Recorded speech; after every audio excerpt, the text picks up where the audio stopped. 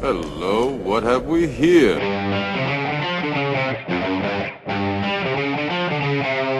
You're wrong. Damn! What the hell was that? Game over, man. Game over. You're wrong. You finished? Well, I didn't think you had it in you.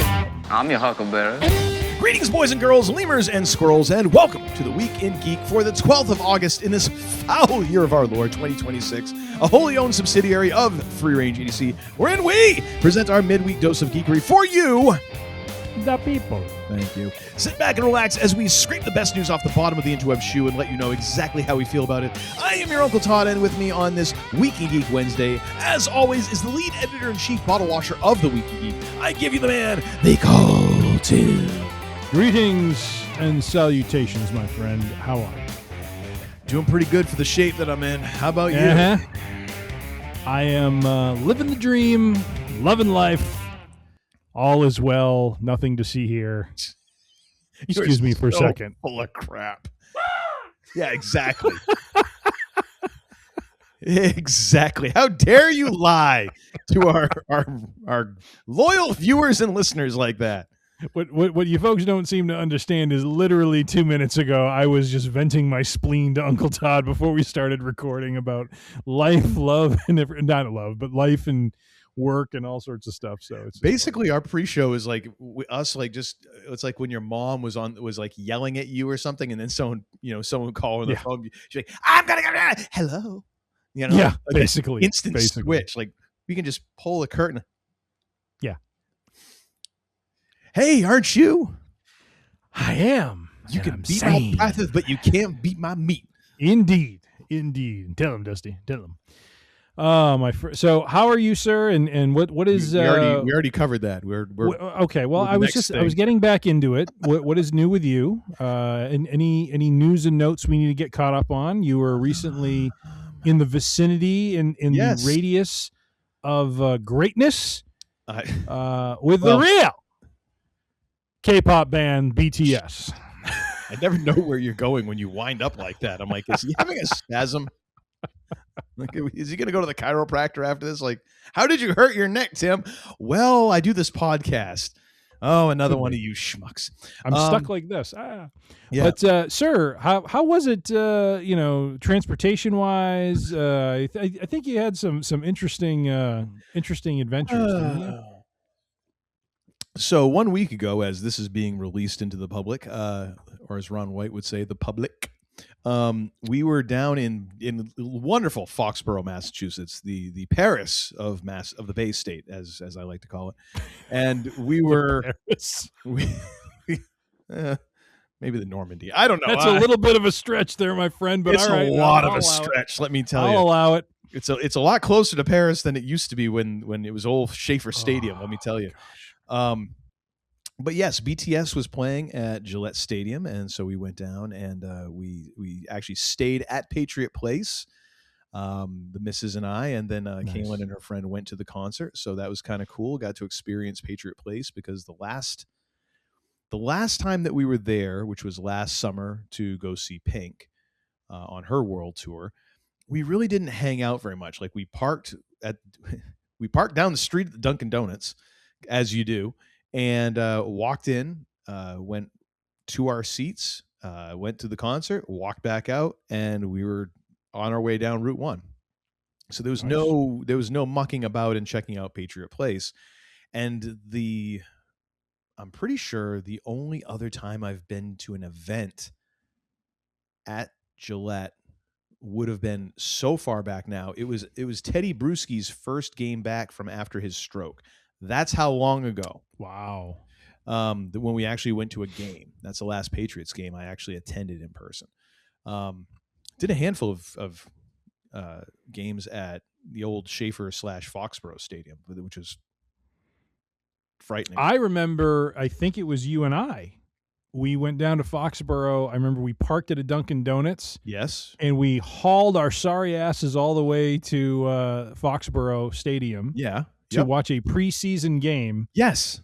And then summarily left and it took forever to get out. It did. We thought we had parked wisely, and there was no such thing. Same Dunkin' Donuts. Oh my gosh. Same Incredible. Dunkin' Donuts, man. Incredible. It is actually a great place to park. It's just getting there because you have to get down and do. Anyways, so this time we got down there and got to kind of walk around Patriot Place. It was approximately 150 degrees. It was one of those days where the heat warning was on. Luckily, kind of like the walkway is semi-covered, so it wasn't too bad, but it was still like walking around inside a friggin' oven the entire time. So we got to do that. Went to the Patriots Hall of Fame, which is kind of cool if you're a Pats fan. You know, it's kind of cool to see all that history there. And then had a nice dinner. Davio's. Let me just tell you though, getting to, the hotel. This is the good part. We drove from Southern Maine to Foxborough. No problems, no traffic, no nothing. Like it was, it's traffic, but we didn't have like stop and start or anything. Like we actually just breezed along. I think the slowest I ever got down to was when traffic slowed a little bit. I got down to like 50 when we're on I-95 at one point. We were hauling, and we get down to Foxborough, and I'm like, this is going to be cake. Like this is awesome. Like this is the way to do it, because we're going down there at it was like noon when we got down into to the stadium proper. Mm-hmm. Get in there, pull into the facility, so the surrounding parking lots and such. And this is where the traffic began. And I'm like, how is this like backed up now? Like we're 8 hours to showtime. What the hell? So there's signs that are very vague, and you can't really see where the hotel is, because the hotel was within the Patriot Place complex. And so every time I come up to a person in the road, I have to stop, roll down the window, let in about 18,000 cubic feet of just swamp gas air, and say, Hilton Garden Inn. Oh yeah, this way. Pointing me in the direction I was going anyways. So every 50 yards, I'm running into Checkpoint Charlie to show him, Pippas, please. Like, oh dear. Just fracking let me get to where I'm going. Wait, you got to tell the peoples though, what were they doing? It wasn't just they were stopping you. There's at whoa! First, it was very convivial, because we're still like in the parking lots and all that, wending our way up towards where we're actually going. Yeah. So we get through all that, and before that, it's fairly, okay, yeah, hey, yeah, this is all new to me, like the first 3 or 4 times. We finally get up to like the Patriot Place is right there next to us, and I'm trying to figure out where this hotel is. And at one point I realized they have the road, it's a 2-lane road, like one going each way. Yep. This isn't Route 1. This is like within the complex. They've got Jersey barriers staggered so they can only let one lane at a time. I'm like, we're 8 hours to showtime, folks. Like it's like Dune. Let the spice flow. Come on, man. Like, so we finally get up there, and I'm like, hey, Hilton Garden Inn. Oh yeah, this way. Okay, so I go that way. Run up to the next guy. This guy kind of just waves me down, stops me. Roll down the window again. In comes the Arrakis air. I'm like, Hilton Garden Inn. Oh yeah, this way. Then we get a little bit closer, and this is where it starts getting more contentious, because now I've got a guy like standing in the roadway going like, hey, and I'm like, I pull up, roll down the window. Okay, Muabdi, I'm trying to get to the Hilton Garden Inn, and he's like, oh yeah, this way, and then starts like waving me like I'm holding him up instead of the other way around. It wasn't like, he just stopped you or anything like that.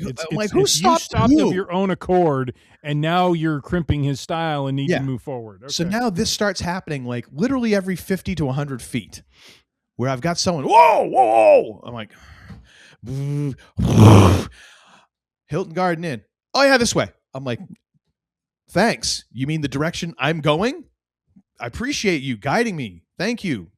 Freaking the best one is the last one though that stopped you. And so then I see the hotel. It's on the other side of the road though. So I got another guy. Whoa! I'm like, blowtorch on the side of my head. I'm like, Hilton Garden Inn. He's like, oh yeah, it's right over there. I'm like, thanks. You think? Thanks, Magellan. Appreciate the guidance. What told you? The sign that was literally like right there?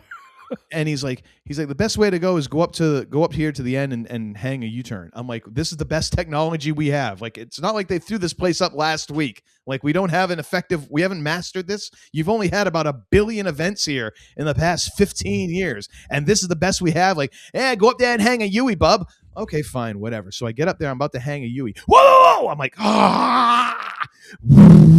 I'm like, Hilton Garden Inn? He's like, yeah, it's right there. I'm like, I know. Yeah, just hang my Yui, and I got another guy. Then whoa! I'm like, didn't you talk to the other 10 guys? Can you walkie-talkie? Like the guy in the white car, he's just trying to get to the hotel. Stop stopping him. So I hang the Yui, and then I get to the very last one. And so it's 2 lanes, and then they cut down to 1. But I have to go this way. So I got my signal on. Last guy, whoa! I'm like, I am this close. In total, how many guys were there? Was it like 5? Was it 6? No, we're talking like a dozen. We're talking a dozen to a baker's dozen. Jeez. And so I am literally at this point, I am Kevin Costner in Draft Day. Like, I am trying really hard not to lose my shit on you, but you're making it really difficult. Roll down the window. Friggin' Amazon air flowing in. I'm like, Hilton Garden Inn. He's like, oh, yeah, it's right there. I'm like, I literally wanted to just grab the guy and pull him into the car with me and be like, that's what's right the turn. He's like, yeah, you stop me. I was like, what tips you off? The sign on the giant building next to us? So I pull in there. I go in. Our room isn't ready, but hey, at this point, I don't care. I do not care. And they're like, oh, well, you can do valet parking for, X number of dollars. I'm like, just take my money. I don't want to go. I don't want to have to maybe go out there again and deal with like another 18 people telling me which way to go. Just take my money and you guys deal with it. I don't care. Leave the car right there in front of the hotel for the next 24 hours. And their scheme worked. Care. They're just wearing everyone down as they come in, so they pay for the services. It was, that was the most wretched part. I was like, I was in a terrific mood, but then it was like a combination of like 18 different stops plus getting hangry at that point. Cause I figured like I would be able to grab some food. Then every place that we go to had like a wait, like a half-hour wait. I'm looking around. I'm like, you're only about like 50% sat. I'm like, it's lunchtime on an event day. Like, who does your scheduling? Like, so we go all the way down and we stopped at a place called the Harp, and had a nice lunch there. Had a nice dinner at Davio's, which is a nice Italian joint there. A couple of really good old fashions with their own label of rye, which I'm sure is like somebody else's rye. They slap their label on, but I don't care. It tasted good. And and then we crashed back at the hotel while the ladies were out at the show, and we watched Ted Lasso. So it was an all around great experience as far as I was concerned. Once you got through the 12-man checkpoint, and then the next day. And I'm shocked that traffic was backed up when you had that many people stopping people. Oh, dude! Like the worst was I don't think Kayla was saying they started the show like 20 minutes late, and I'm like, I guess that they did, because like at 8 o'clock I looked. Our room did not face the stadium; it faced Route 1, which is a lovely view. Mm-hmm. People were still parking. Like Route 1 was chock full, and people are booking it across Route 1 to the stadium. And I'm like, there's no way they're starting this show on time. Like somebody is going to be calling a timeout to get people into the stadium. Yep. Ridiculous. I don't understand. And it's not just exclusive to Gillette or whatever. I'm not trying to rag on them more than anybody else. The thing is always amazes me. It's like, this is the best you have to handle this situation after doing this repeatedly for years. Yep. Like how is this the best solution that you have come up with? Mm-hmm. I don't understand that. Like doing this repeatedly, day in, day out, year in, year out, and this is the solution you came up with. Huh. Okay. I don't know, man. Seems like there ought to be some brighter bulbs involved in this. I'm just saying. Something like that. But yeah, other than that, it was a good time, and then the rest of the Very week nice. has been fairly okay. So hey, Very how nice. about you, sir? What have you been up to? Not too much. It was kind of a reasonable week. Had a bit of a run-in with Coors Light on Thursday night, which just caused my entire system to say, "What the hell were you doing to me?" As Got together Coors with Light will. some friends, and had a few drinks, and A lot of few drinks. Yeah. So see, now the thing that he's not saying here, folks, is there's a reason why Timmy has switched over to bourbon from beer. Like if you go back to seasons 1 through what I think 3, at least 1 and 2, I believe. Timmy was in the craft beer club and was always talking about this whatever he got and all that. And then all of a sudden it shifted over to bourbon. The reason for that being is health issues and the carbs and all that stuff. And so this guy we used to have the countdown for the number of days since my last visit to the hospital. Yeah. I'm surprised. Thankfully, we haven't had to that. Thankfully, we haven't had to resurrect that son of a gun. After this past week, I'm kind of surprised that we haven't. So, oh my gosh, not got your together best with decision, some man. Not your best decision. No, it was not. I thought I would go easy and drink the water that is Coors Light, and I had a few of them, and it just did not sit well with my my stomach, and it was just not pleasant. So I'm back on bourbon. I'm gonna not venture off again. I think I was punished by the bourbon gods for so basically you're my Kentucky sober. Yeah, basically. Holy crap. I have not had heartburn that bad, and I don't know why that would cause it, but it did. So yeah. So that wasn't a foreign substance into the mechanism, sir. I did. It's been a while since I've had beer, and I just kind of all of a sudden threw it in there, and yeah, body did not like it. No. Otherwise, no, we had a graduation party this weekend for our youngest to celebrate his graduation from college, and that was a lot of fun. And otherwise it's been pretty ho-hum here. But I do have a question for you. Well, I have a question for you first. Okay. How did that card go that you were giving the youngest that said you now have 30 days to vacate the premises? How did that go? Stop it. Will you stop?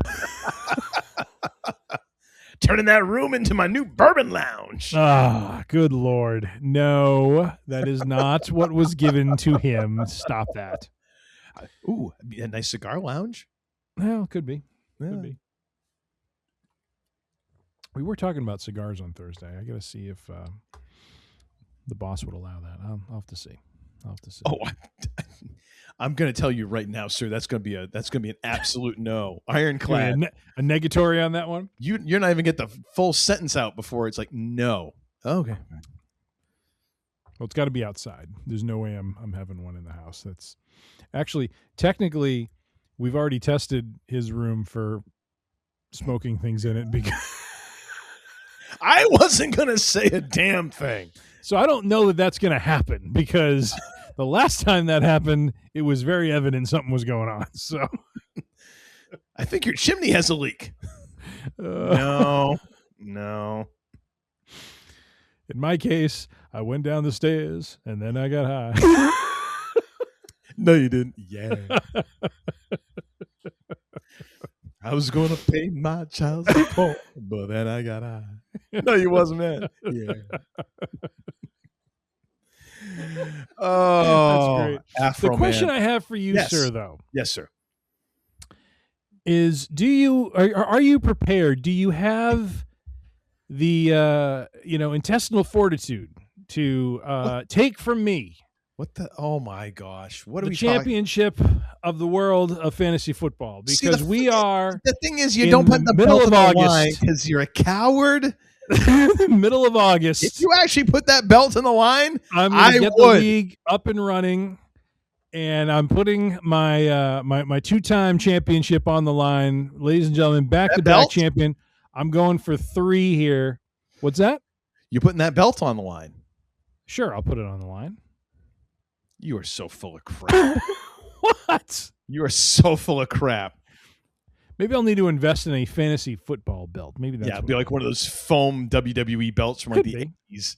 No. There's some reputable places selling fantasy football sticks. Reputable. But sir, are you in or you out? Belts and meth. Are you in or you out to take the gold from me? Come on now. What are we doing here? Here's the thing. Oh, it's a yes. I can see it on his face. Here's the thing. Yes, sir. If I got to take off my slippers, my feet are sweating. If I were to participate, sure, in this, we would have to keep our fantasy football segments on this show to 5 minutes. That's fine. With a timer. Okay. Because it is cumbersome to say the least. And if I decide not to, then there is no fantasy football talk on the show. Not at all. I'm still going to share my travails. Well then, it's part of my life. We share. I'll just edit that stuff out. Well, you be talking along, and all of a sudden be like, and then that. You shouldn't. Come on now. Let's be gentlemen about this. Why start now? I know this is a range of idiots. All right. Well, do I have to make a decision right now? Well, you're going to need to soon, because I do want to get the leagues going, and I don't want to hold the draft on Labor Day weekend. I'm trying to be proactive and be ahead of things, and so I would like for you to please let me know if you're going to participate or not, because I need to know how many teams we have and if I need to have a garbage team or not. And I think, sir, this is your year. I think you're going to make a run for it. No, I am being encouraging here every single week. You are not smoted. You just want to watch it happen. I will admit it is kind of funny to see you high on life, and then all of a sudden it's like, what the hell happened to my team? But, it happens to all of us, though. I mean, I got my clock clean the first part of the season, and then I came roaring back, and I had my run at the world limping back, and you snuck in. You snook your way to the snuck. Oh, yeah, I wish I could punch through this screen right now. Once again, right here, baby. You can grab it. You can grab it, but you got to take a chance. You got to take a chance. You got to walk to the dance if you're going to do it.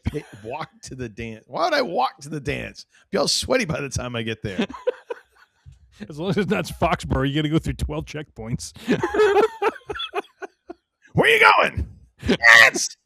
Let me tell you something, brother. It's right there. Good God. Maybe if you had this belt, they would have just let you through. Like, oh, you are somebody. Never mind. No, they wouldn't have. No. I will let you know by next recording date.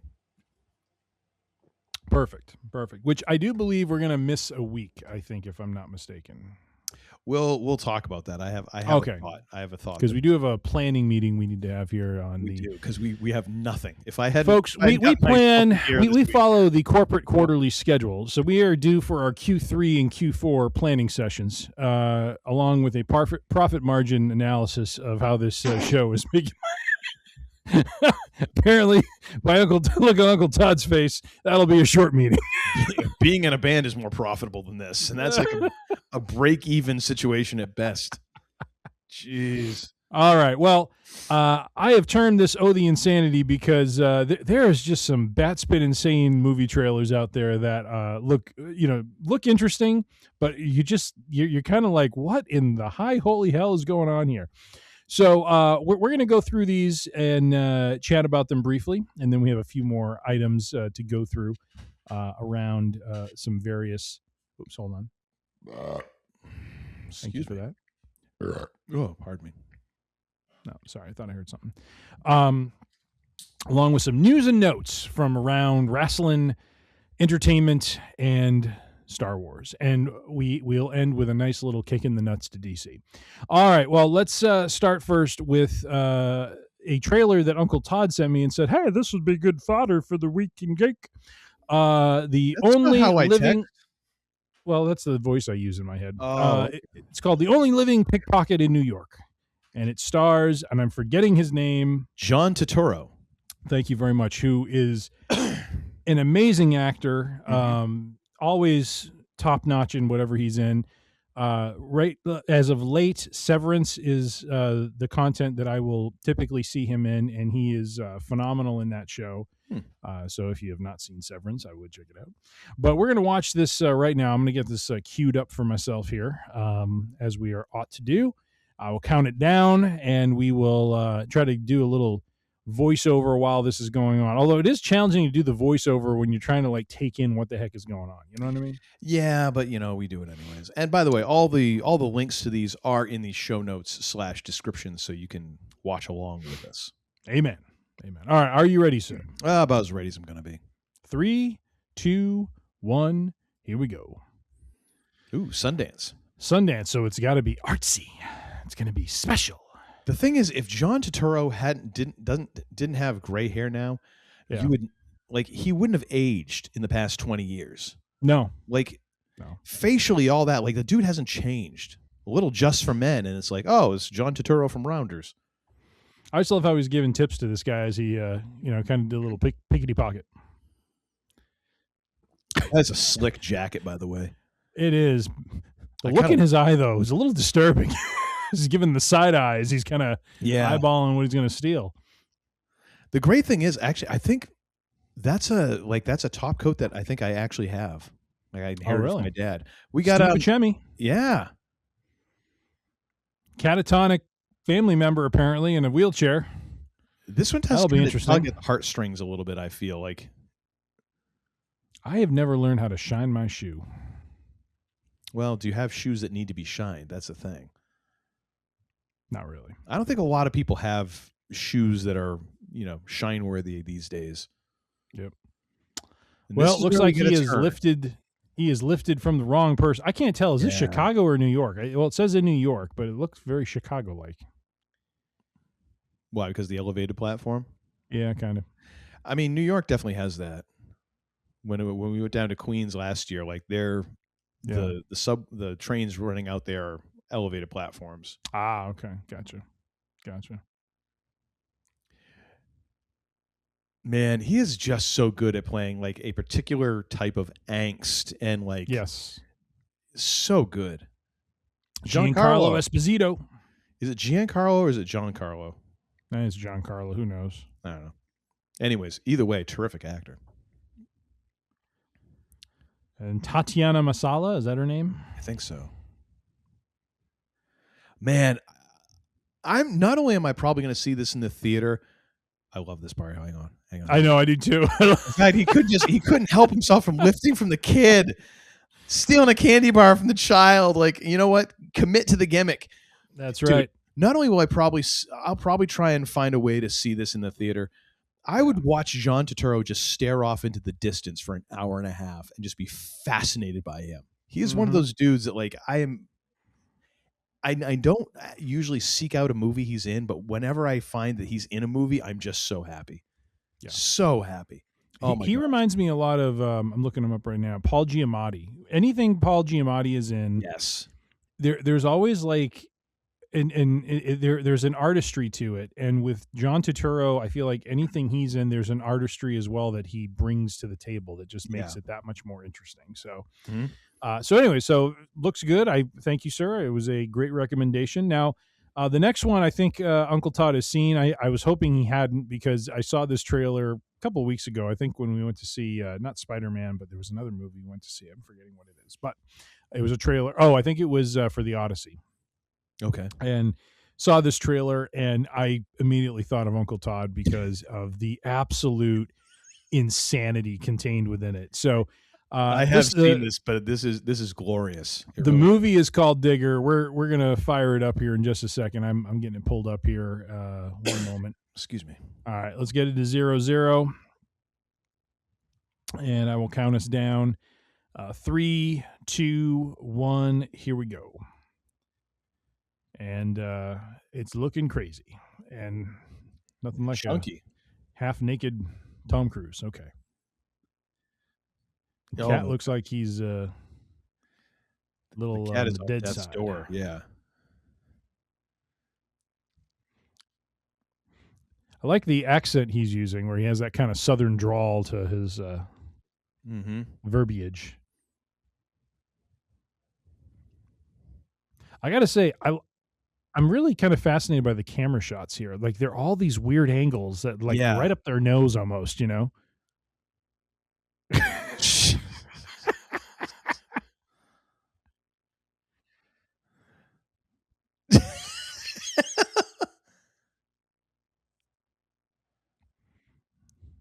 Don't tell me he doesn't know.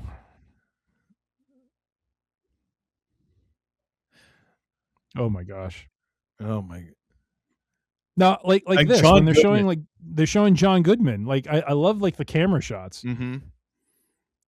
Is this about some sort of runaway glacier? Like,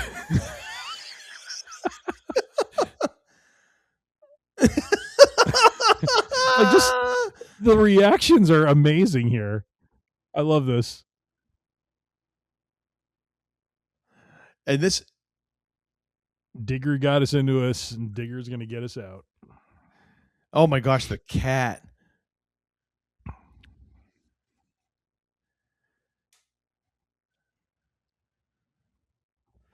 You know, this is one of the times that I actually am okay with taking the old song and doing a little bit of a remix. Yep. I love watching him walking around with that shovel. Yeah.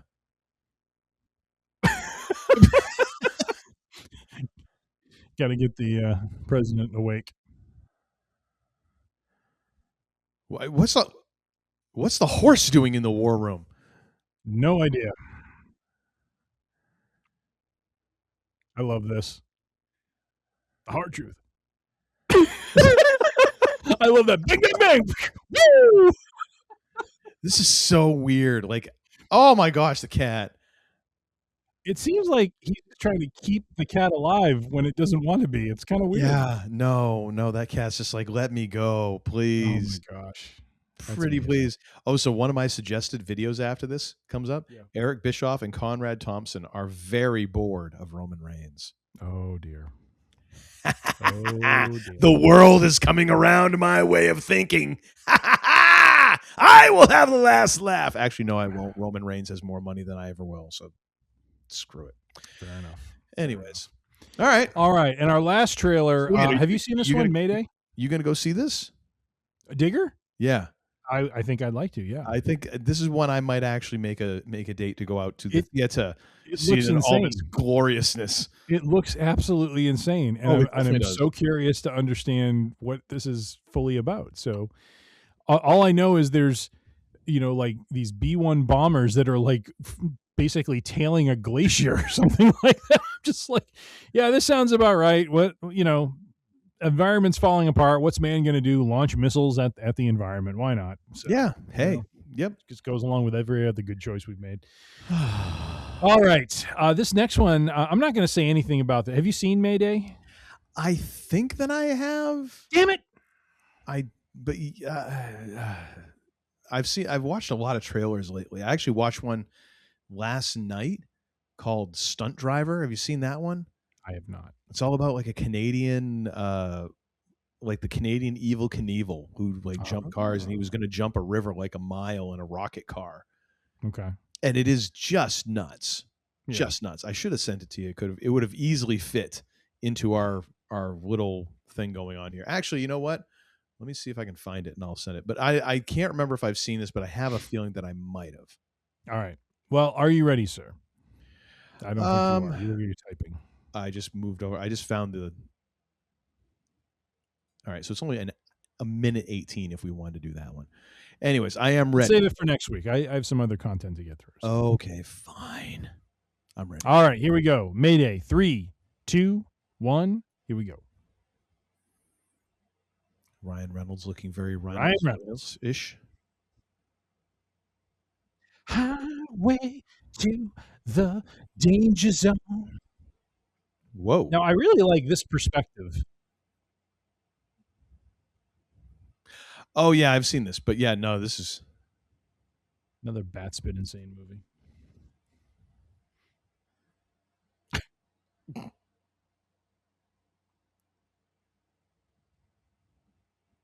Kenneth Branagh is a Russian doctor.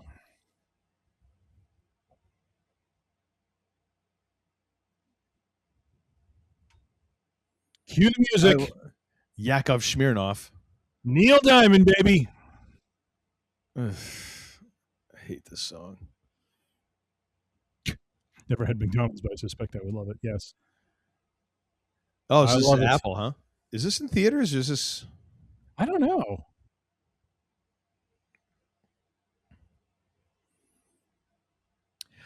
The thing is, like, Ryan Reynolds is like basically just playing this one character in every movie now. Kind of. And it's kind of getting old. I mean, he's not full on Deadpool here, though. Close enough.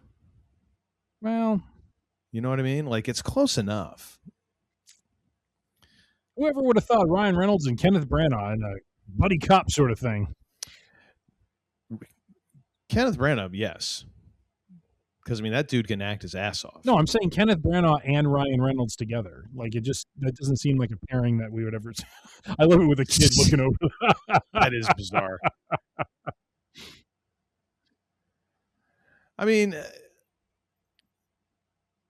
it to me, this looks a lot like Red, like the Bruce Willis, Malkovich. Okay. Who's the third guy in that? Oh, Morgan Freeman. Yeah. That flick, but it almost feels like this is slightly less charming. I don't know that I'm really anxious to see this.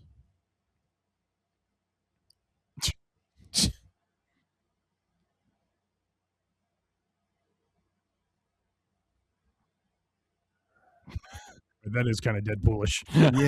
Yeah. It's the same thing, man. Like, I'm not that interested in this. Like, I'm interested in everything. I find this funny. I do, but at the same time, sorely misjudged. I'm just kind of getting tired of Ryan Reynolds, like, being like, if you amp it up to Deadpool levels, then I'm a little more interested because I like comic book movies. But just Ryan Reynolds kind of doing Ryan Reynolds things is, I'm kind of done with that now. All right. Anyways. But yeah, I will send you the. I will, if it will let me, the link for the Stunt Driver trailer. And all right, sounds good. Sorry, I was looking at the throw weather. That in there at your leisure. Apparently, we have a flash flood warning or some kind tonight. Oh, so. Goody. Well, and it's good. It's a good thing you're in your basement. You know, we have some thunderstorms coming through, so we might want to move this along in case we lose power again. You don't have the generator? You can crank that up? I don't have a generator, no. All right, well, that does it for the trailers. We have a couple of wrestling items to cover here. So, sir, I want to get your thoughts on the start to we had 3 feuds this week, this past week, that kind of fired up. We talked a little bit in our last episode because we did record on a Tuesday, so we might have touched on this already. But LA Knight and Roman Reigns are starting up for the World Heavyweight Championship. Sorry, the World's Heavyweight Championship. But are they? Because isn't there this tournament of like who's going to be the next contender for Reigns, and it's going across WWE and AAA or something? It's like the road. It's mostly to serve the fact that they're going to have a Raw airing from Mexico City. Ugh. So they're doing a tournament to get a number 1 contender that's going to fight Roman Reigns and lose, and that's all that is. So I wouldn't put too much stock in that. I think Knight is, I think he's going to be kind of the next month or two sort of feud that he's going to have. So I'm kind of looking forward to it, especially after the fire promo we got from LA. Oh yeah, last Monday. I'm curious what sort of kindling he's going to be throwing on the fire. His interaction with the Bloodline was absolutely hysterical, especially when he's like, I think I heard you can't touch me. And he just rubs it in. I just love it, especially to Jay. I mean, I think at this point we have to agree that if they don't actually pull the trigger on furthering this feud and possibly giving Knight a run here, it's pretty much over for him. Wouldn't you agree? I would agree. Yes. Okay. He then goes back to the doldrums of the mid card. Yeah. I am excited for this, if only because, again, like Roman Reigns is not an interesting champion. He's not an interesting character. He's not an interesting in-ring performer. He is a Paris Hilton, Kim Kardashian. He is famous for being famous. He is, that sort of thing. He's a big deal because we've been told he's a big deal. So to actually have someone dynamic, up against him who can talk the talk and who can actually wrestle a little bit. I mean, I'm not saying that LA Knight is the second coming of Mr. Perfect or Bret Hart, but son of a bitch, he by comparison, he does look next to Roman Reigns. So I'm excited for that. I just hope that this actually leads somewhere and not to a one and done thing where it's like, oh, and now Roman Reigns defeats LA Knight, Which I think is where it's going, because I feel like what he's doing is he's going back and proving one-on-one that he can beat the competition that challenges him. He's basically addressing all of the complaints of the last several years that have been, or the criticisms that have been hurled at him. He is now in matches where he is basically squashing those criticisms. He's showing up every week. He's fighting in main events, and the bloodline is not interfering on his behalf. He is finishing business on his own. The problem that occurred to me over the weekend with LA Knight is he is a character. So here's what I think. If LA Knight were to get the belt, he has to turn heel immediately. And the reason for that is because right now he is programmed to be a compelling character when he's in the chase. But when he gets the belt, they don't know what to do with him. Well, and I don't know if it's getting him, in a feud with someone else who can talk, but this happened to him with the United States Championship. He had a great run up to winning that belt. And then once he had that belt, he was just treading water. They did not know what, and again, I don't know if it's him and his character or if it's creative, but they did not know what to do with him. And within like 3 months, he drops the belt to Shinsuke Nakamura, who came back as some sort of, ninja assassin character that lasted all of like a month or two. Yeah, which we're now on like the sixth coming of Shinsuke Nakamura because, he's coming for the Tongans. Yes, but not by himself, which he's got an army. Good for him. I don't think that you necessarily need to turn LA heel immediately. I think you just need to have a compelling heel. You need to have somebody, not necessarily, I think you actually go the opposite direction. You don't have someone who's a talker. You have someone who is just, you need to have somebody who can come at him and will keep coming at him. You need that. I mean, not Obafemi, but, you need somebody who that is kind of the antithesis. And creatively speaking, like that's up to WWE to find. And I think that's the biggest problem they have is they don't know what to do with this guy because they haven't known what to do with him over the last 3 years when he's been over and over and over. And you have like Triple H saying, well, if you want to really, if you want a top spot, you got to be over as this guy and that guy. It's like, dude, you had him walk right out past Roman Reigns and when he was doing his entrance and his pop was bigger than Roman's pop. People were excited for this. And you keep saying, well, you got to get over. It's like, what else has this guy got to do? Yeah. Like he's still getting reactions, even though creatively WWE has dicked around the fans on this. Yeah. I don't think that, I think it's, I really believe this is a creative's problem and whether or not they just don't know what to do. And if you know what, the thing is, if you have a guy who is that over and has sustained that overness, even though you have given him nothing to do of significance, that's your fault. And at a certain point, it's like, you got to start, quite honestly, shit canning some of these guys who have been around forever. If they're like, well, I don't know what we're going to do with him. Okay, well, you know what? Maybe we're going to kick you up to another office and get someone in here who might actually have an idea that existed, after 1978. I don't know, just a thought. Anyways, I'm excited. I'm excited to hope that hopefully we will see something happen with LA Knight. I'm really hoping this isn't like Sami Zayn with the bloodline and it's just okay now next. Yeah. Because it shouldn't be. Like this is something that people have wanted, and even if he loses a match with Roman, like that doesn't mean that this feud has to end. Yeah. You know? Yeah, I think they actually could get a couple months, 2 to 3 months of yardage out of this, he I mean, I wouldn't say like Jacob, but I would say, maybe he loses the first match, but then it's in some, shady way. And so, he has an argument to get another match. At some point Survivor Series pops up. Maybe he's on the team that goes against the bloodline. It would just be, I mean, unfortunately, this is where the booking, kind of dictates how this is going to go. And if I had to guess, they're probably going to keep the belt on Roman until WrestleMania. Yeah. Again, so and this is where being beholden to whoever, because apparently one of the things I've seen, which take this for however you want, because it's some internet idiot sitting there writing around his friggin' holy BVDs in his basement, but apparently, the Saudis want Roman and Rock at their Mania. Okay. And as we know with WWE, what the Saudis want, the Saudis get. Yeah. Well, but he doesn't have to be champion. They could give him Roman and The Rock, and there's no championship. Oh, it's but just the I mean, we know that TKO wants to bend over backwards for this, so it's like, well, no, we'll just they might end up putting the belts, both of the belts on both of these idiots and have it as a unification match for all we know. Yeah, I mean, God, one I thing hate this timeline. One thing they could do though, if they're smart, is if they do a title change in the fall with Knight, and maybe he holds the belt until Royal Rumble where Roman regains it.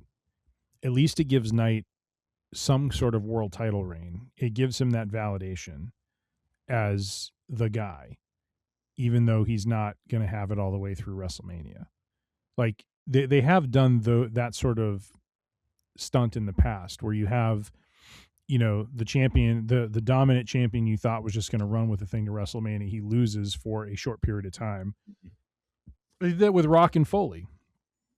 Foley beats The Rock for the championship, and then The Rock gets the belt back from Foley, at Royal Rumble or like in February, and he's defending it against Austin, at WrestleMania or something like that, So I agree with you. This is an interesting time for not. I don't mean to say for the performer LA Knight, because I think he is throwing the kitchen sink at this entire thing. Like this guy is not the problem. He is cutting killer promos. He is building his character up in every possible way that you would expect someone to do it. It is uncreative in what they're doing, and it would be an interesting wrinkle in all of this to have Roman go down to him for a period of time and then come back and kind of regain his mojo, so to speak, or something. But we will see. But we're off to an interesting start with these two. Now, the next one that I'm curious about, and you texted me about this, is Cody Rhodes, the American Nightmare. Cody Rhodes, Cody Rhodes, the man who hears voices in his head. One Randall Orton. Yes. Sir, thoughts on the promo back and forth on SmackDown this Friday night? I did catch this on YouTube. I did not watch the actual show, but I did catch this. And I got to say, I think Mr. Orton may be thinking he bit off more than he could chew here.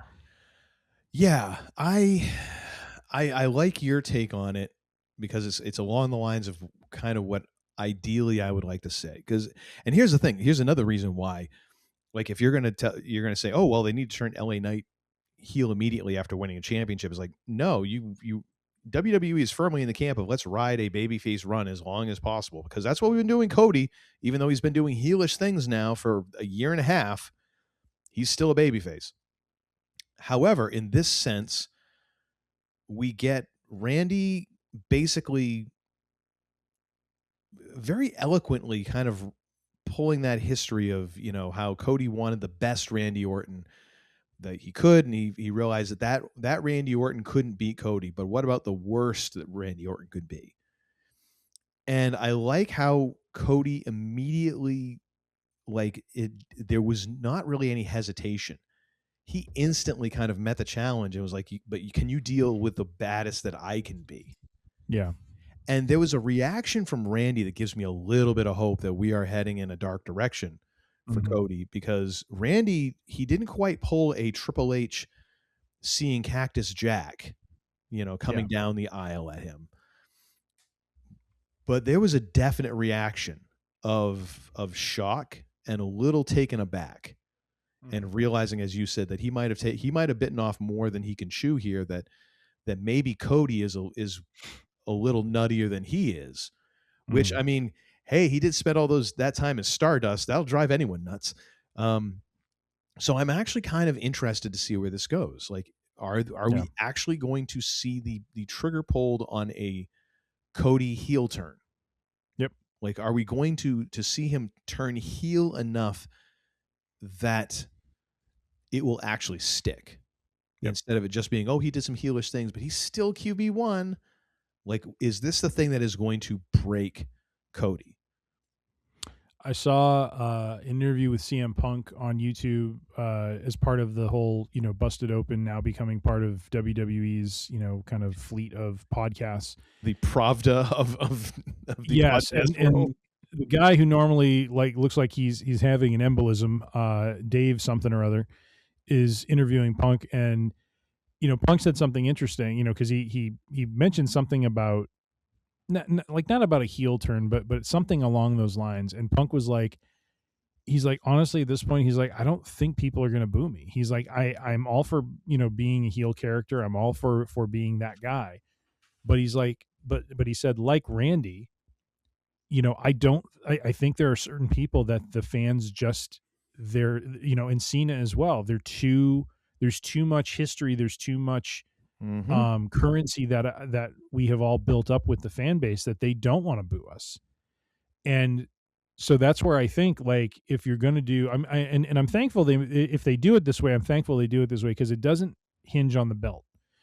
It hinges on the fact that everyone's aware of Randy's health situation, and that is now something that they can manipulate the audience with by having Cody, and we saw him do it at WrestleMania, go too far. Like he takes advantage. He, damages the back of Randy, and it's like, okay, show some mercy on this guy, and he doesn't do it. Yeah.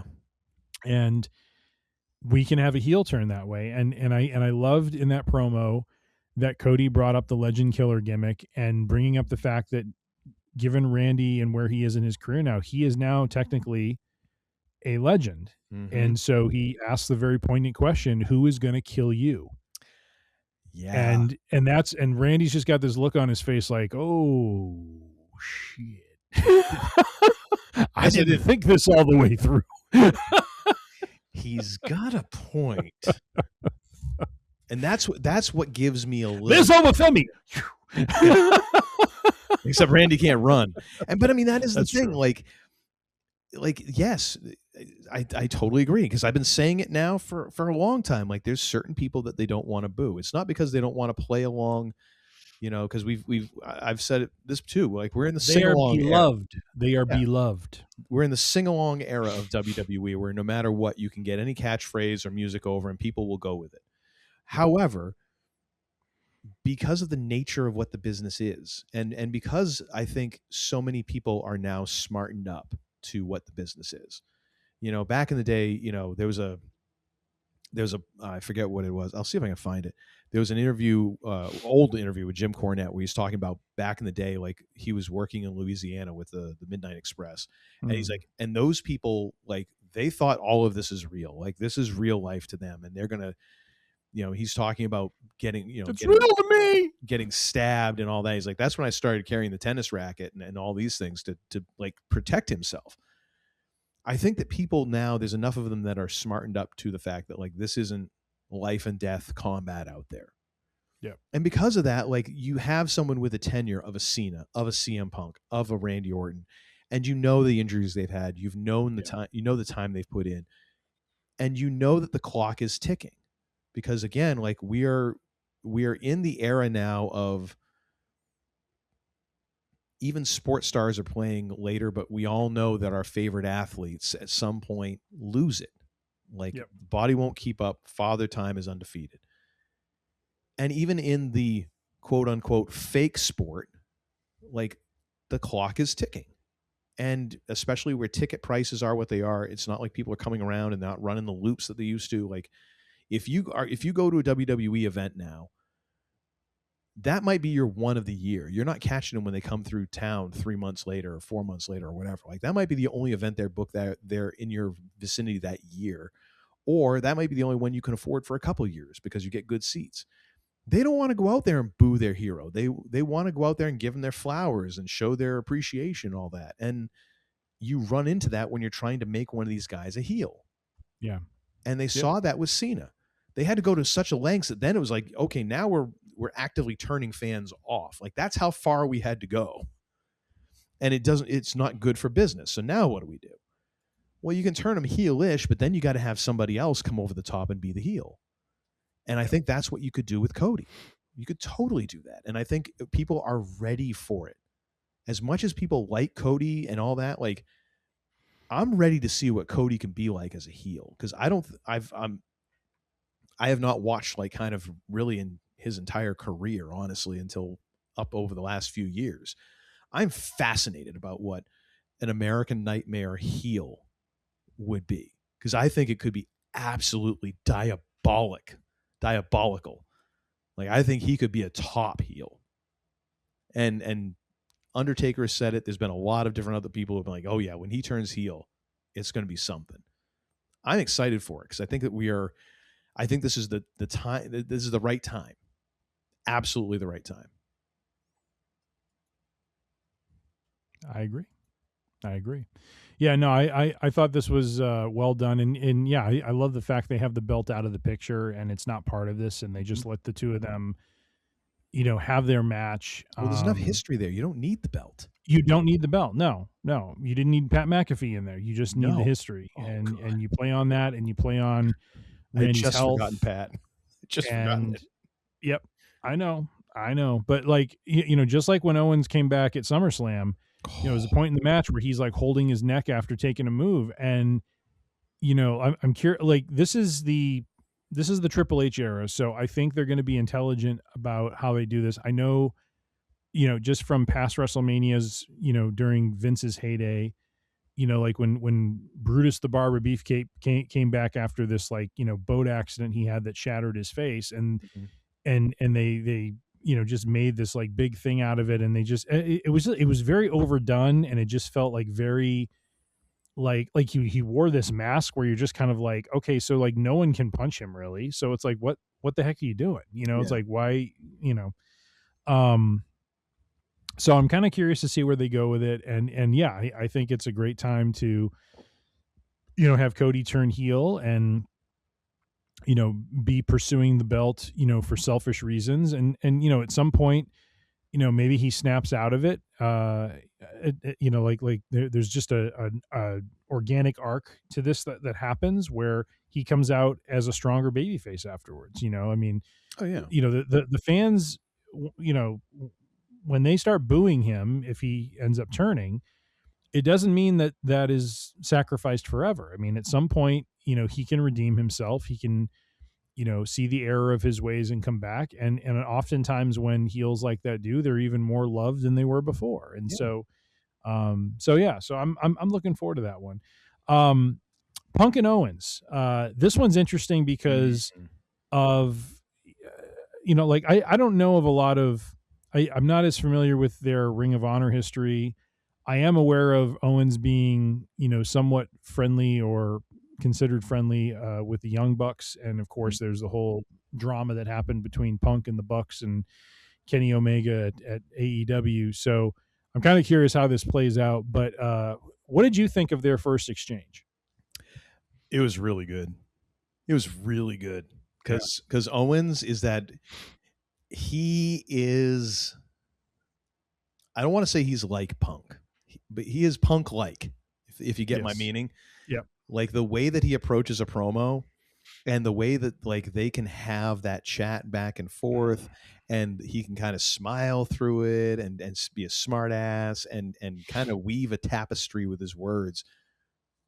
It is it is interesting seeing someone who can match Punk on the mic like that. Yes. And that well. Yes. And to be that compelling, like to the point where it was funny when like they're face to face and Aldis like shows up on the ring apron and is right there, and they're kind of like, and then all of a sudden I forget if it was Punk or if it was Owens. It's like, I didn't see you there.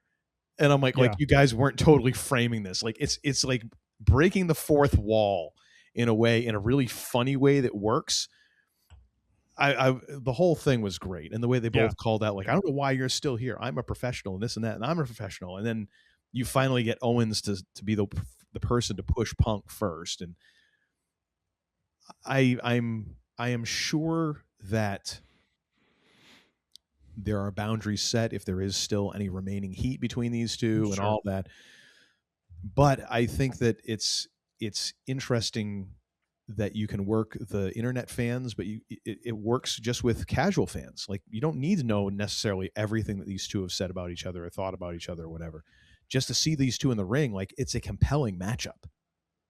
You know, I was so excited for this, and you know, just Owens kind of getting the better of Punk, but kind of not. And oh my gosh, so good. I think it was down the middle between the two of them. And you know, some of the things I've been reading over the last week around this online is just that the curiosity around this is this going to go to a similar place as where Punk went with Eddie Kingston in AEW? And they're I don't know if you had watched that part of Punk's career in AEW, but he and Eddie got into some very, and again, I don't know how much of it was agreed to, or you know, you have to figure there's some level of cooperation going on so these guys don't rip each other's faces off and that sort of thing. But there was, you know, basically, you know, Punk, you know, calling Kingston out for, you know, because Kingston was laying into him for you know,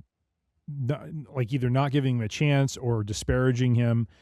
And, you know, Punk's point was, you know, he's like, me, Joe, Danielson, like, we all held you to the standard that we thought your potential could get you to, and you didn't.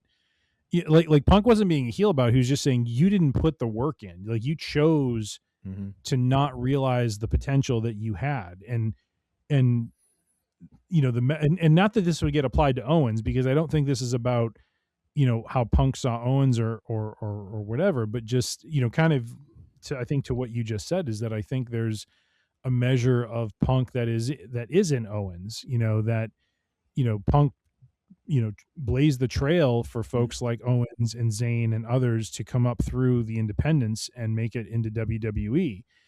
And so I think there's, you know, like I believe this is going to be a very interesting set of, you know, promos we're going to go through. I'm curious how the title match is going to go. Now Owens has called a shot as August 20th in Toronto or something like that. So I don't know if that's a SmackDown, or I don't think there's a PLE scheduled, you know, on that date. What is the 20th? I haven't even looked. 20th is a Thursday. Maybe he said 21st, but he said something, or unless it's September, I could be wrong, but they're going to be in Toronto on the 20th at some point. So the 20th of September is a Sunday. Okay. Hang on a second. I can't type. CM Punk title match. Let's see here. On the August 21st episode of SmackDown. August 21st. Okay. Because they'll be out of Toronto, Canada. Yep. Mm-hmm. Now, what I think is going to happen is they're going to have their match, and Sammy's going to insert himself, because I think he's, you know, kind of pissed off at Owens for doing what he did. Yeah. And so I can see, so basically I see both Punk and Reigns potentially getting into a multi-month sort of feud with their respective opponents. I can kind of see that happening leading into Survivor Series. So that will be interesting. But no, I agree with you. I think this was, I would call it down the middle. I think both guys had some pretty good zingers for each other. Similar to the Eddie Kingston, or it was either Eddie Kingston or Hangman Adam Page, but Punk plays this game of, you know, provoking his opponent to take the first shot, and then he just kind of laughs at him because he's like, okay, now I'm he in did your that to head. Roman too. Did it to Roman. Yep. Yeah. Yep. And I felt like this was similar with Owens pushing him, and he's just kind of like smirking, like, okay, like you fell for it. So I'm excited for this. This is going to be good, and I'm excited. The one thing he left on the table, I loved where he was like, when I came into WWE, they were calling me skinny fat. He's like, you think that they were, and he kind of let it hang, and I felt like it would have been better. It was like, they were calling me skinny fat. You think they were coming in looking for you for fat? Fair enough. That would have been like, maybe it would have gone over the line or whatever, but it's still like, it would have been, even afterwards, I think Kevin would be like, it hurt a little bit. That's a damn good line. Yeah. Yep. It's funny. Yep. Absolutely. Yeah. All right. Well, we will see where they go. Sir, as you mentioned, you and your wife took in on Thursday season 4, episode 1 of Ted Lasso. As my wife and we watched it on Wednesday evening. Well, we watched it Wednesday evening too. Oh, was the concert Wednesday evening, or yeah? I thought it was on Thursday Wednesday. For some reason. Yep. Okay. Well, either way, we both saw it on Wednesday evening, I guess. Okay. But thoughts on that? I love it. Hot take. Hot take. So we watched it Wednesday night, and then we watched it again last night because I had seen some mixed reaction online, and there was a couple people who had said I watched it again and liked it even better, and I was like, all right, fine. I'm not saying it's a masterpiece or it's one of the greatest episodes of the entire series. I will say I appreciated the fact that the pacing was different. Yeah. And maybe it's just because of where I come from in my Ted Lasso fandom, because I had watched it when you originally mentioned it. I think I watched maybe the first like 10, maybe 15 minutes of the first episode. And I just kind of, I either had to stop because of something else or whatever. I just was like, maybe not for me. Because the first like bit of Ted Lasso, I don't even think I don't think I even got to the press conference in that first episode. So I really did not get far into this. It's not like it's action packed. I think people forget that about the pilot episode, that it wasn't like bing, bang, bang, boom, boom, like things are happening. Like it's a lot of character building. It's a lot of little moments. It's a lot of leaving space and exploring with the character, sharing that time with the character. That's what this whole episode was. Yeah. Is getting reacquainted with the characters and seeing where they're at now. Yep. And the fact that it is slow, the fact that, people are like, oh, I think some of the reaction was, this is boring. I'm like, yeah, because Ted's life is boring. This is putting into his shoes right now. Like, he is no longer a head coach of a Premier League football team. He is Joe Schmo in Kansas City working at Ronnie Fouch's, grocery store. And he's not living his dream. Like he is standing still, and life is teaching a kid about the perils of stealing from your store. Yeah, and it's like that was probably the most exciting thing he did that week. And I think it's like when he's talking to his mom, and she's like, "If you don't care about your job, why should I?" And it's kind of that thing. Like he is. This is not what he should be doing. Yeah. Ultimately in the grand scheme of his life, maybe he should be there more present for his kid. But I think what we're heading towards is like, maybe that was for the time, but there's different ways of being present and ways of making that work. I love the episode. I thought it was great. I mean, it had some points where I'm like, okay, it feels a little forced here. This isn't that. I like, okay, we're trying to recreate the moment in the museum at Sunflowers with Higgins. Okay, fine. But overall, like, recreate what moment? Sorry. So in Sunflowers, where I never saw Sunflowers, so the Ted Lasso episode. Oh, sorry. I thought you were talking about just like a movie or something. So no, but that episode where they're in Amsterdam and he goes to the museum and there's a whole spiel of the museum worker talking about Vincent van Gogh. Oh, gotcha. That was the same thing they're doing with Higgins in the Negro Baseball League Museum. Yes. Yeah. Which, okay, it's a little ham-fisted, but at the same time, I'm like, you're kind of also setting this. There is kind of a reason that you're putting this in place here. Like there is we're going to frame this as not necessarily like taking over and Rebecca's doing this and that. Like, this is going to focus on the struggle of a women's team launching in a world that might not be quite ready to support this. Yeah. You know? Yep. So I understand that. Okay, fine. It's a little ham-fisted. Fine. Overall, I love the episode. I really did. I'm just glad to be hanging with these characters again and seeing what's happening with them. You know, there's Kevin Smith talks about how he loves going back to revisit his characters because he's like, I created these characters. He's like, I want to see what they're doing now. And he's like, I'm thrilled when I get a chance to figure out, like, oh, hey, what would Randall be doing? What would this character be doing? It's the same sort of thing. Like, I've rewatched the first 3 seasons of Ted Lasso close to 10 times. Yeah. I'm excited to see like what happens next. Yeah. So I loved it. I really did. Like, would I put it up there as my favorite episode? No, but it was still cool to see what's going on and to kind of start us off on this new journey for Ted. So yeah. I was very happy with it. One thing my wife said that was, and I kind of agree with it as well, is it did seem very convenient about when Ted at the end texts, he thinks his ex-wife, and it's really, his son with her phone, about, taking the job in England and going there and having, them come along, how easily everyone jumped on board with it. It is like she, because to her point, like, if they're not together, mm-hmm. it's like, what is she doing then to like what about her career? Like, all of a sudden it's like, okay, I'm going to put everything on pause because Ted wants to go over here and do this, and I'm going to go over with our son. Well, like, it just feels a little strange. Like, if they were married still, yeah, and that sort of thing, I think it, maybe it makes a little more sense, but it's very strange to have. Now I appreciate what they show with the way they're co-parenting him and everything, and mm-hmm. it's a very, peaceful and friendly thing. I think that's great. But there's an element where, and again, we're splitting hairs here, but it's one of those things where it's just kind of like, really, they're all going to go over together? It just feels a little strange. It is a little too convenient. The thing that I get with this, that I get from it, and maybe it's just because I've watched it twice and I've spent a lot of time thinking about this.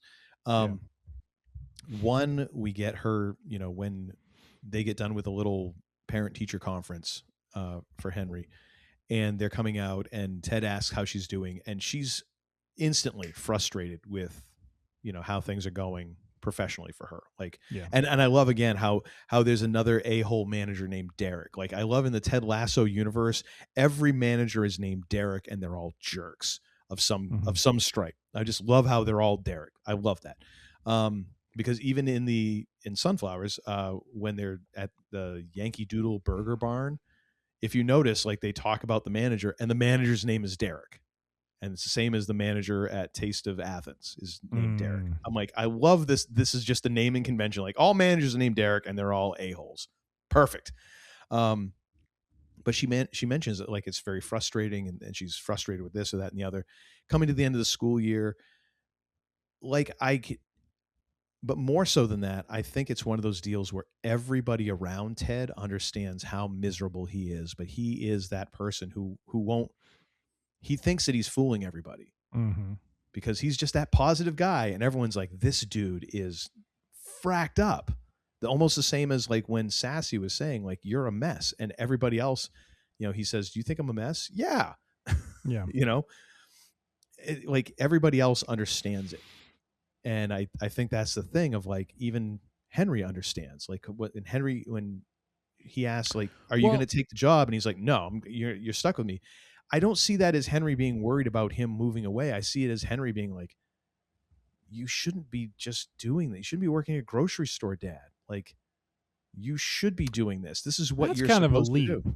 Like, I kind of read Henry. I kind of read Henry's reaction as something that this season can explore a little bit more of. Like, he seems genuinely worried about the mention of his father leaving. Like, almost like there may be some, like, PTSD from the last time he was away. And Could be. So that's so it's interesting. So you read it as him being worried for Ted. I kind of read it as him being worried about the situation of his dad being across over in England for another period of time again, I think and both the could fear actually of like losing him to that, you know what I mean? Yeah. Like that's how I read that. But the way you're reading it is also valid. Like maybe he is like, yeah, Dad, what the hell? It's like you're not happy here. So, but I think both can be true at the same time. Sure. Like he's worried about his dad leaving, but he also sees that his dad is like just wasting his time, essentially. Yes. And maybe some guilt about like, well, and he's doing this for me. Yeah. That sort of thing. And I look at that, and that's kind true. of why I could see like Michelle and Henry both being like, yeah, let's do it. Because which sets up a really interesting thing, because I don't think Michelle knows anything about Sassy, and if we get Sassy this season, I mean, in a weird way, I would almost expect that Ted would have talked about that, especially if he, but then again, maybe not. That would be interesting. He never. I mean, we didn't see any sort of talk about it, and honestly, that would be some interesting drama, only because we all saw Ted's reaction to her jump into dating right away. Yeah. And it'd be interesting to see her reaction to the fact that he, I don't want to say had his fun. I mean, just he and Sassy had an understanding. At least he wasn't banging at least he wasn't banging Dr. Sharon. Like that's where it gets to a point where it's like, this is unethical. Forget about like, it might be too soon, or it might be the wrong situation. This is unethical. Like, this is the person you're telling all your deep, dark secrets to, and who then is twisting them to be like, hey, come into my web, says the spider to the fly. Fair enough. And along with Sassy, who I hope we get to see again, I hope we also get to see Sassy's daughter. Oh my gosh. Because my wife will lose her ever-loving mind. She hates those characters. She doesn't like Sassy's daughter? Oh, she can't stand either one of them. Oh boy. Oh, which I will say, the actress who plays Sassy, man, she, like, there's just some people you're like, I can't picture anyone else playing this character but her. Like, she just embodies the spirit of that character. Now, one thing I will say, switching gears, that I thought was absolutely hysterical was Rebecca's inability to keep her clothes clean while eating Kansas City barbecue. Yes. I thought that was absolutely hysterical. Yes. And then, of course, later on, having the temerity to go into that store and put on that angel. I don't know if she saw the angel on the back or whatever, but that was hysterical. Yeah, the bedazzled jacket then was bedazzled like 3 more times. Oh yeah. There was like multiple layers of bedazzling going on there. Indeed. Oh my gosh. Good stuff. Yeah. So I mean, I'm high on it. I agree with you that I can kind of understand some of the criticism it gets, because I think in some way, especially after having just watched the 3 seasons, and I've read some articles about this, that, there were some critics who thought this was a nice way for them to reset things and get Ted Lasso back to the pace that worked well for it, as opposed to, I think there were a fair number of people who didn't care for season 3, or felt season 3 was bogged down by all the storylines and the twists and turns and everything. And I can see that. And I like, yes, that this was a single purpose. Ted, we're coming out to offer you this job. We want to, we want you to come back and establish the culture with the men that you did for the men's team with this women's team, lead them. You can tell he wants to get back into it, but he doesn't have the opportunities there. And so, I think this was a great intro in, and I'm very curious to see what episode 2 looks like and where it kind of goes and where the season goes. Yeah. And I think it would be very good. One question I have for you, there was a picture of, so when we get to the very end, when Ted goes into his office and we see the AFC Richmond wall. Yes. There's a picture of, first of all, we find out that Jamie Tart has left Richmond, which I don't know if that's a retirement or what's going on there, but that's like, oh, okay, I guess we're writing Phil off of the show. But we see Roy Kent with a trophy. Mm-hmm. Does that mean that AFC Richmond won it all, or is that a really old picture of Roy? Could be, because it seems like that is current Roy. So it would be very interesting if post Ted, AFC Richmond then goes on to win it all under Yes. Roy's, Yeah. guidance. And it would almost, You know what Ted needs is a picture of me with this belt. I'm just saying. Gosh. I'm just saying. Fantasy football champion. I think what they need is Beard to come over with one of his 15 axes and just take a couple hacks at that thing. Not while you're wearing it, but just, take a couple swings.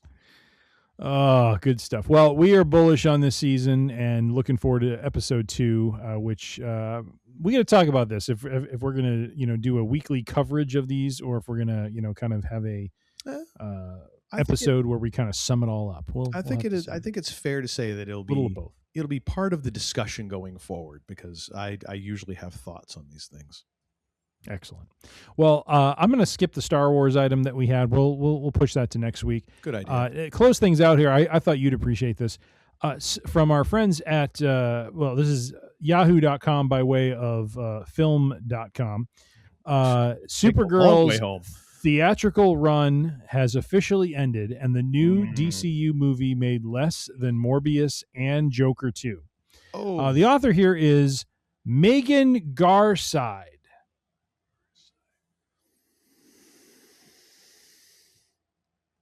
Oh. Here we go. No, that's legit. Okay. All right. Legit. Thank you very much. Yep. Supergirl apparently has ended its global theatrical run at 125.8 million worldwide. That's over 45 million lower than the 2022 DC flop Morbius, which wow, I've never seen him get up and have to. Oh my goodness! Wow, Uncle Todd stretching it out. We will not be getting the Ric Flair strut tonight on this one. The 2022 DC flop Morbius, which earned 167 million and 83 million less than Joker 2. Supergirl marks the lowest box office return for any DC movie since Catwoman in 2004, which earned 82 million. But that was over 20 years ago, so considering inflation, Supergirl fared far worse. This isn't a huge surprise, as Supergirl has struggled on screen from the very start. The movie opened to 37.1 million in the U.S. and just over 62 million globally. But the Woman of Tomorrow adaptation failed to grow from that point on, seeing massive dips week by week. And in the end, it only managed to scrape in a total, in total, what last year's Superman made on opening weekend alone. Oh, boy. Hey. So, what do you think, sir? Is DC done or what, my friend? I will be very interested to see this movie. I did not see it in the theater, obviously.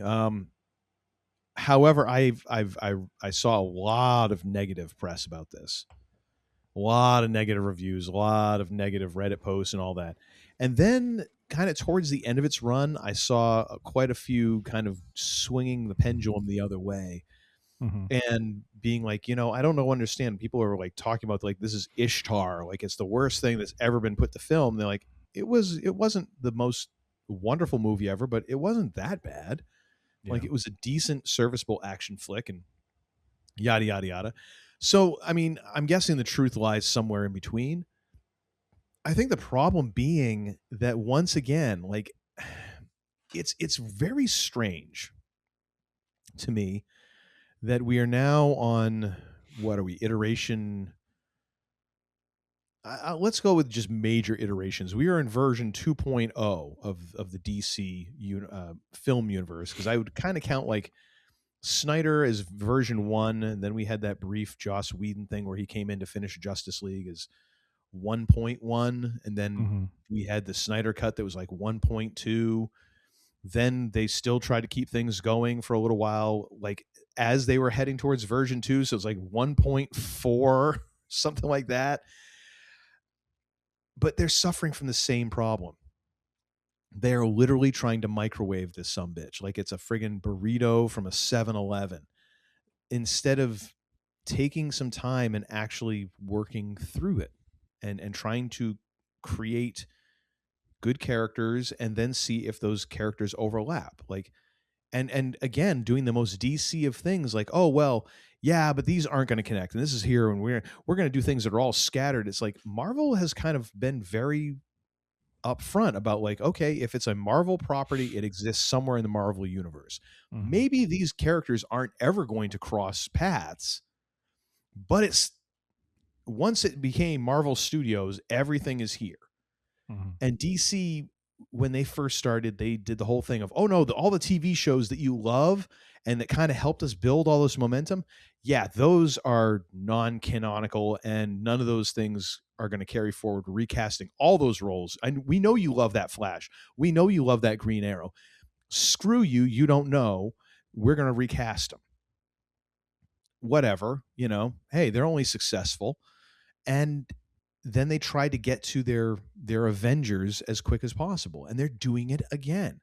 Like they're saying, like, oh yeah, Joker, that doesn't exist in the actual DC universe. Oh, Batman, or I'm sorry, the Batman, that may or may not exist in the actual DC universe. Like, well, you're making literally the same mistakes again. You're trying to divide all this up, and you're also trying to get to this point instead of just concentrating on making some decent movies. Like, how is this happening again? Mm-hmm. With this much money and this many people involved? How is this happening again and almost the same way? It's remarkable how stupid human beings can be. Yeah. So I'll be curious to see what the movie is actually like when it shows up on streaming somewhere where I can access it, because I'm not going to go and sign back up for HBO right now. I'll be very curious to see if it's as bad as it was said, or if it's good or what. But I mean, it's really hard to be attached to anything that they're doing when it's like it could change depending on their, which way their fart blows in the wind. Yes. Yeah. But oh my gosh, those to even with inflation adjusted to be under what Catwoman did, the fever dream of the Halle Berry Catwoman, and you made less money than that? Oh, ouch. That's a kick right in the joy department. The last paragraph of the article talks about how DC Studios co-head Peter Safran had told in June, the New York Times, that although Supergirl's opening was disappointing, the team remains confident in their overall strategy. It looks like DCU Chapter 1 Gods and Monsters continues this year, both on the small screen with the Lanterns this August and on the big screen with Clayface this October. So we will see, but I got to be honest, it don't look good. No. I mean, when you're playing second, third fiddle to Morbius in Sony's ill-conceived attempts to try and flesh out the Spider-Verse that doesn't have a spider. Like, I'm assuming that because they mentioned Morbius, like even Madam Web made more than this. Mm-hmm. And apparently, from what I've heard, that was a wreck of a movie. Like, holy hell. Yep. Oh. Well, on that note, that, my friends, is your the Insanity Week in Geek. Well, sir, thank you all for compiling that list of things for us to talk about. And now I'm going to bat it right back to you like we're playing pickleball, because that's what people of our age do, apparently. What do you have for a recommendation and a little Scooby snack for our listeners and viewers? Oh, a Scooby snack. This is, my friend, doing a little bit of a YouTube deep dive one evening. I came across, do you remember when the sports guy Bill Simmons had his first show on HBO called Any Given Wednesday with Bill Simmons? I don't remember that. It was somewhat of a, talk show, also with some entertaining sketches in between and stuff. It was very strange. But one thing that kind of lived on from that was a recreation or a creation of the Deflategate trial from back in 2014, where it was Bill Simmons versus Michael Rappaport, with Judge Joe Brown presiding over the ceremonies. I bring this up only because, and I'm realizing now I did not put the link here, so I will do that. Pretty please do that, because I might, after we get done with this, and I'm like 5 beers deep into the evening, this might be a nice way to come down. This is funny, for multiple reasons. One of it being that it is at this point that I realize Bill Simmons needs to stick to just writing and talking about sports and not trying to be an entertaining character, because he is freaking stiff in this sketch. It is unreal. And it's almost like borderline embarrassing. It's like, good God almighty. Like, I had a voice in my head when I was like reading his articles back when he was just the Boston sports guy. Mm-hmm. And he just completely destroys it. I mean, the voice is not great. And then the guy is stiff. Yeah. Oh, guy is stiff as all get. And then you got Rappaport, who is of course a seasoned actor. He comes in, he's playing it up for laughs and chuckles and whatnot. Absolutely hysterical in this. Mm-hmm. And then Judge Joe Brown, who's looking like, how the hell did I get signed on to this son of a bitch? I'm going to, like the Buford T. Justice, I'm going to go home and punch your mama. That sort of thing. Like, I am going to fire my agent immediately after the director calls cut. Oh, my God. I mean, there are some great jokes in this. Rappaport is hysterical. Simmons does have a couple moments where he is pretty funny. Like, Rappaport's just making zero sense with his arguments. And, at one point, Simmons is like, is your bad case, like, over yet? Or so. Just the way he says it's really funny. At the end, the winner of the case gets to have the loser of the case read an apology note, which, I'll basically, skip the drama since this is 12 years old. Mr. Simmons gets the judgment, and when Rappaport has to read the apology from the New York sport fandom to Boston is absolutely hysterical. And so anyways, if you're looking for like a 7-minute, just little, off ramp to life, and you just want to watch something and laugh a little bit, this is a great piece of content that is, sometimes painful to watch, but at most points really funny, lighthearted. It'll crack you up. So nice. The Deflategate trial, Simmons versus Rappaport with Judge Joe Brown from HBO on YouTube. Very nice. And now mine was triggered by your suggestion here. Yes, for New England sports fans, there are some numbers that are just ingrained in memory. So let me run a few of these past you. Let's just go with 33. Larry Bird. 12.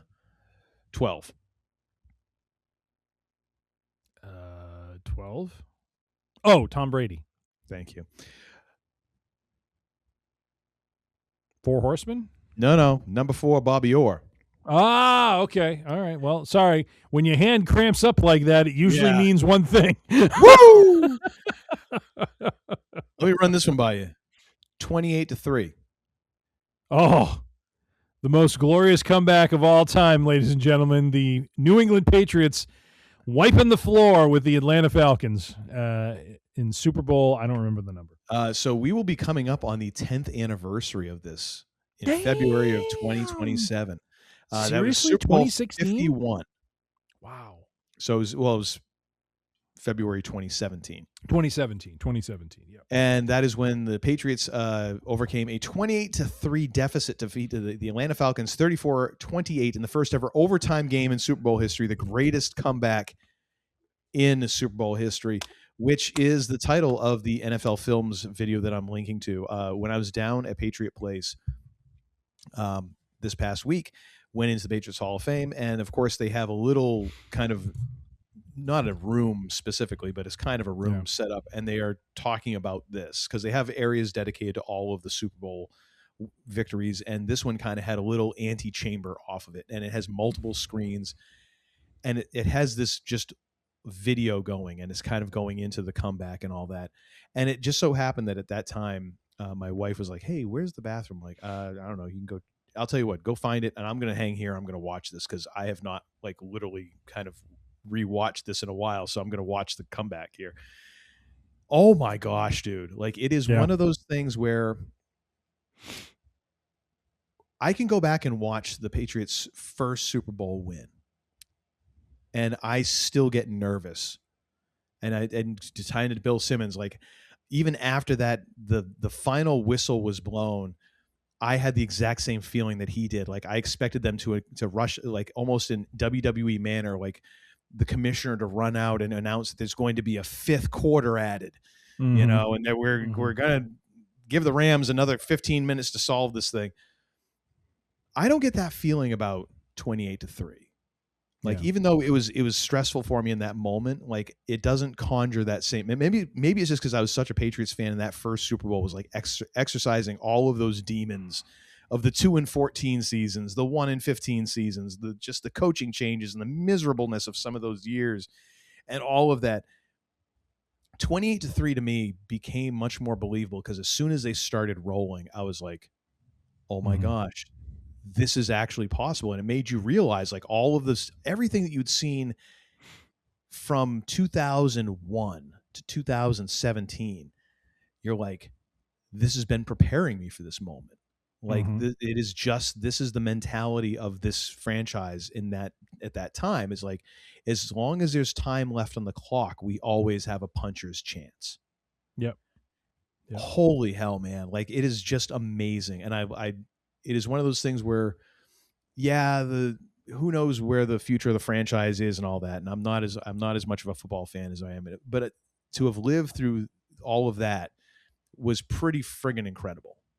And to kind of have this moment in this, overall grand scheme of things. Hello, whoever's back there. Oh, we've got the Spidey look shirt. at that. Woohoo! Spider-Man, doing everything that a spider can. But yeah, it was a great moment to have that there. So, actually, do me a favor. Go ahead and grab those headphones over there. Oh, do you have another set of headphones for her? I finally did, yeah. Wow, she's only took 5 seasons to get that worked out. I don't know Good where Lord. So, hey, you can actually hear now? Yeah, your head is big. My goodness. This is the thanks I get. So, Thanks. You want to talk about thanks? I'll talk about this in the next show. I'll reveal how much of a jerk I am. Anyways, so do you want any moments from the BTS? We debriefed a little of that earlier, but any favorite moments for you? Actually, you know what? What are you guys debriefing? This works perfectly because I need to go use the bathroom. So how about you fill in Tim here on your BTS concert experience? Do this. You do that. You've got that. You got the microphone. Your father has a weak bladder. Yeah, he does.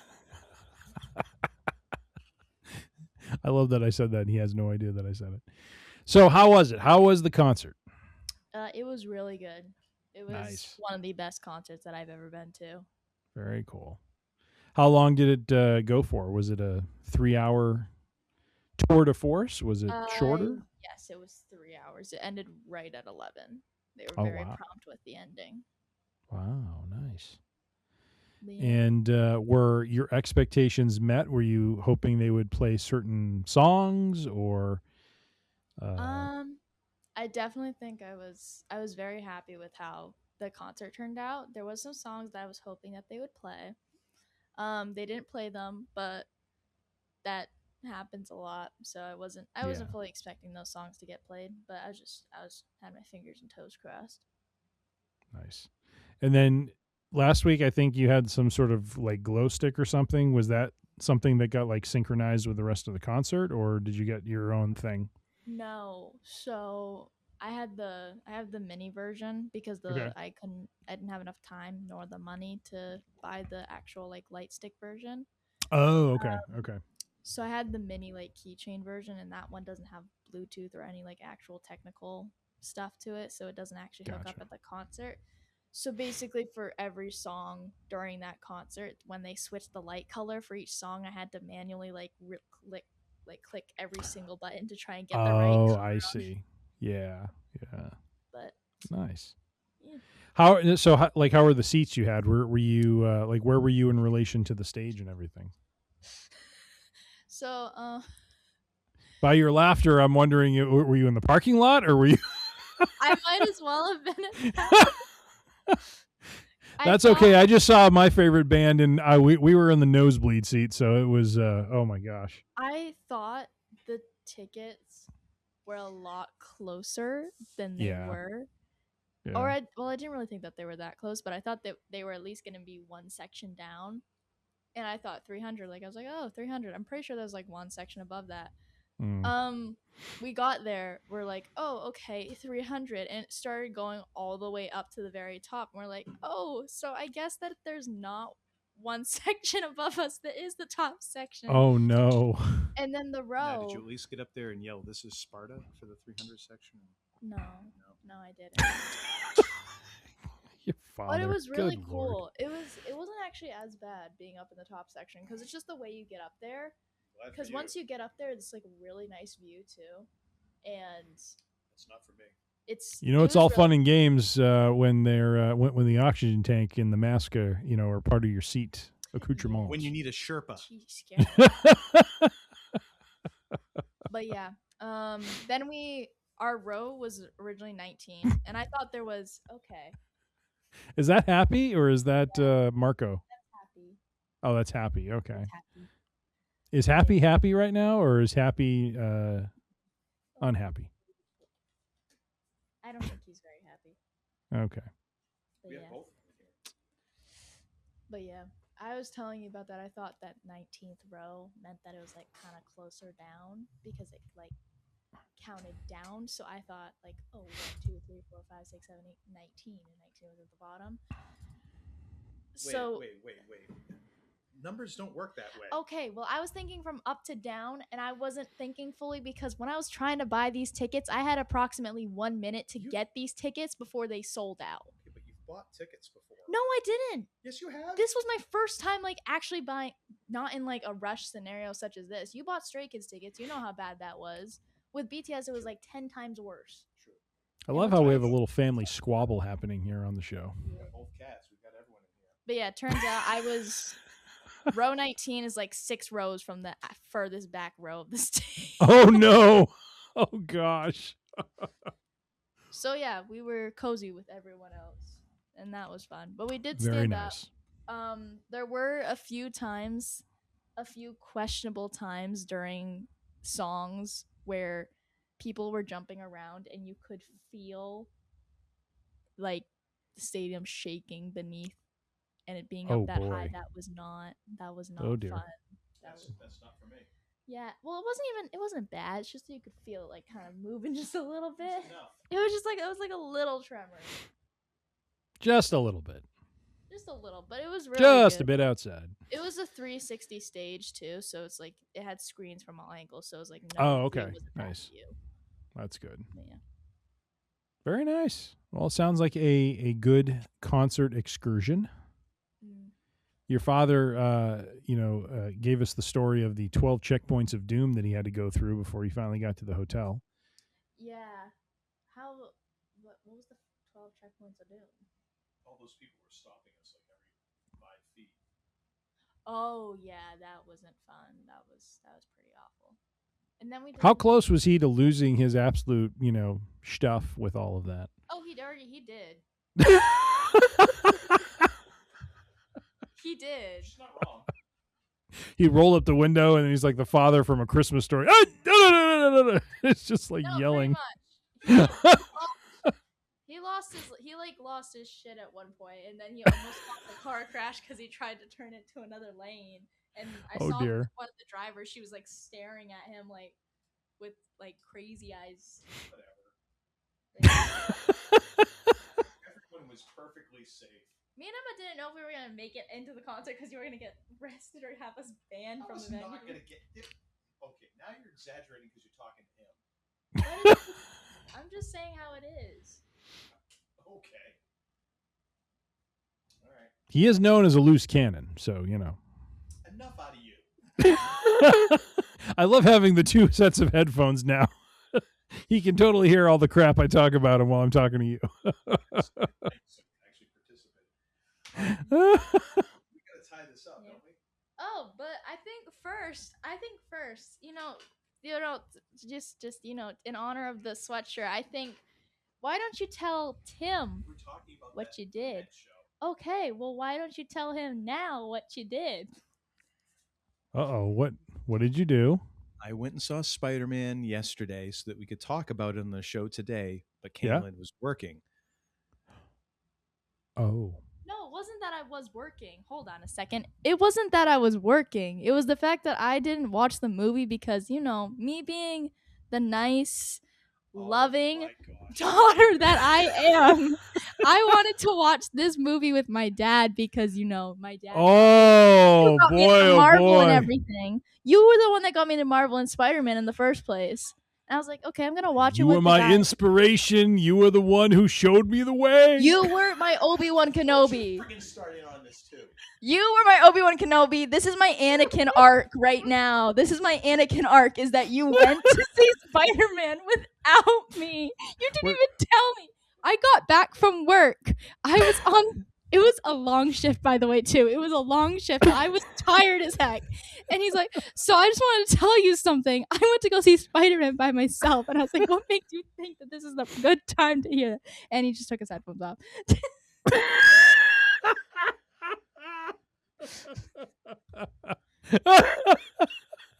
What are you doing? Oh, my God. Thank you very much. Thank you, Mr. Punk. Good Lord.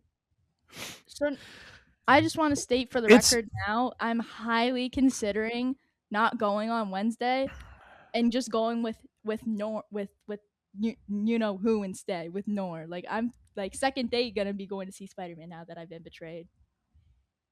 That's how it's gonna be. I got to tell you, what makes me laugh so much about this story is he gives me such crap about me always, buying the best for myself when I go like on a trip or if I go see a show and my family's second class citizens, and now he went to the movie by himself. That's the sad part too, is you went to go see this by yourself.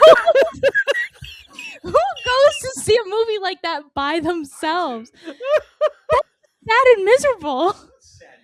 Yes, it is. You go with other people because you enjoy going. You enjoy the experience of like going with friends or something. Oh, this is so wonderful. I love that there's two sets of headphones Since now. when have we ever chit-chatted during a movie? Anyways, we gotta wrap this up. He is ruining the day that he has two sets of headphones right now. This was your own fault. You thought this was a good idea. Pair of headphones here. Oh my gosh. This is all on you. Oh, wow. Oh, thank you, Kaylin. Thank you so much. This was a great gift you've given me and our audience here. So thank you. Your audience of all of 3 people? Yep. Oh, there we go. There we go. I've seen the YouTube videos. I follow you guys on YouTube. Okay. That's all right. Our Podbean numbers are better, according to him, but we'll see. I do have your All right. Are you going to bed? Yes, I am, I guess. All right. First, I have to, do a billion other things before I go to bed, but sure. All right. Don't take the headphones with Nice chatting with you. Bye, Tim. Bye.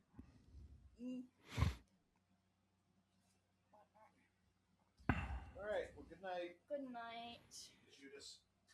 I'm the Judas. Kidding. You're the Judas here. Good night. Love you. Oh my goodness. Bye. Good night. Love you. Oh my gosh. I blame this all on you. I'm so happy right now. You don't understand. Oh my gosh. But the cat came back the very next day. I just want to say for the record too, one day when I'm invited to like all sorts of premieres, because I'm gonna be the one that's like all up and with everyone and like famous and crap, I just want to say, when I'm invited to these premieres, you will rue the day when you went to go see Spider-Man without me, and I do not invite you to see the new Spider-Man movie premiere, and you don't get to see anything. Okay. Okay. You heard it here first, ladies and gentlemen. I guess There'll all those be much years ruined by Uncle Todd. those years of changing diapers and stuff count for nothing. It all comes down to Spider-Man Brand New Day. Yeah, it does. Oh, well. Anyways, that's it for our show today, ladies and gentlemen. Ending on a high note. Now that I've been skewered. Thank you all for tuning in to this Week in Geek Wednesday. We so appreciate you. Go to freerangeidiocy.com for all of our episodes Go to our YouTube episodes for video, youtube.com/@freerangeidiocy. You can find us on Apple Podcasts, Spotify, Podbean, Pandora. The vape is over here. You have any questions, thoughts, or concerns, send those to Tim at freerangeidiocy.com. And now, what do you got to say for yourself to close us out here? First of all, thank you so much to your daughter for bringing such entertainment to our show. Oh my God, that was hysterical. To the interwebs, we say yes, suspect. We don't know what your reputation is in this town, but after what you tried to pull today, you can definitely look. Yeah. And now the business we have heretofore, you can speak with our aforementioned attorney. Good day, gentlemen, and until that day comes, well, actually, not quite that, but to our listeners, good day, ladies and gentlemen, and until that day comes, keep it to the grindstone. You're messing with my Zen thing, man. Now get the hell out of here!